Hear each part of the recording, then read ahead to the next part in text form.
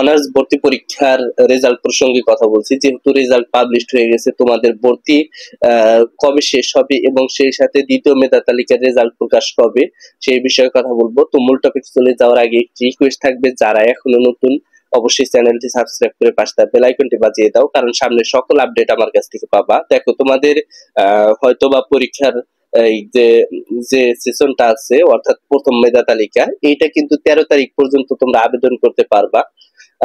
আবেদন করার পরে এটা কিন্তু কনফার্ম হয়ে যাবে, তখন তোমরা ক্লাস আরম্ভ হয়ে যাবে। সেক্ষেত্রে দেখা যায় যে 20 তারিখের পর বা 20 তারিখের মধ্যে তারা কিন্তু একটা নোটিশ প্রকাশ করবে বা রেজাল্ট প্রকাশ করবে। কোন রেজাল্ট প্রকাশ করবে? দ্বিতীয় মেধা তালিকায়। অর্থাৎ প্রথম মেধা তালিকায় কিন্তু হাজারো লাখো শিক্ষার্থী তারা কিন্তু ভর্তি হয় না, তারা কিন্তু দ্বিতীয় মেধা তালিকার জন্য অপেক্ষা করতেছে।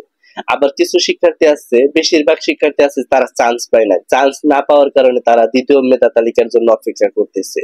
তবে মনে রাখবা যে একটা কলেজে 1000 যদি সিট থাকে, সেখানে প্রথম মেধা তালিকায় 600 সিট তারা বরাদ্দ করার চেষ্টা করে বা 600 শিক্ষার্থীকে তাদের চান্স দেয়, আর 400 শিক্ষার্থী কিন্তু সিট ফাঁকা থাকে। আর এর মধ্যে 600 শিক্ষার্থীর মধ্যে 100 শিক্ষার্থী কিন্তু ভর্তি হয় না, তাহলে 500 শিক্ষার্থী কিন্তু ভর্তি হয়ে গেল, আর 500 সিট কিন্তু খালি থাকে। এই 500 সিটে তোমরা কিন্তু অনেকেই চান্স পাবা, অর্থাৎ দ্বিতীয় মেধা তালিকায় হাজারো শিক্ষার্থী চান্স পাবে।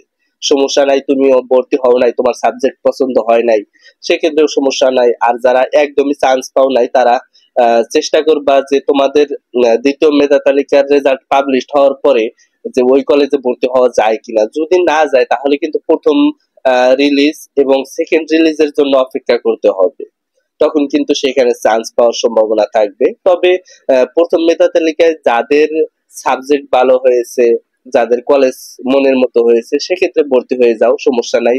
পরবর্তীতে দ্বিতীয় মেধা তালিকায় দেখা যাবে যে একটু সমস্যা হলেও হতে পারে, কারণ প্রথম মেধা তালিকায় যারা চান্স পেয়েছে বা প্রথম মেরিটে যারা চান্স পেয়েছে, তাদের ক্ষেত্রে ভর্তি হওয়াটাই একটু সহজ হবে। আর দ্বিতীয় ধাপ থেকে কিন্তু একটু কঠিন হলেও হতে পারে, কঠিন হবে যে এমনটা নয়। তবে দেখো, প্রথম মেধা তালিকায় বা প্রথম মেরিটে চান্স পাওয়াটা কিন্তু মানে অনেকটাই ভাগ্যের ব্যাপার।